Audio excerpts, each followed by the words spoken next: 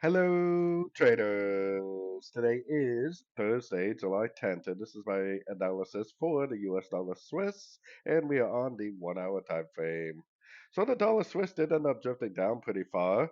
I think that this looks like a double three pattern. I think it looks like one, two, three waves up, and then it looks like one, two, three waves down. It looks like three waves up, three waves down, which means it should either be a flat, which is a 335 pattern, which would be five waves up, or it potentially is like a WXY, which would be three ways down, three ways up, three ways down, and three ways up again.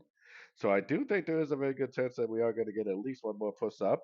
We really need to see a break of structure on these sort of time frames to confirm that move up.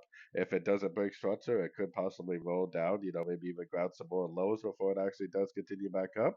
But I do think that we do have at least one more wave to the upside due before we potentially go down again, because even though I am a little bullish right now, on the weekly, monthly time frame, I am definitely very, very bearish.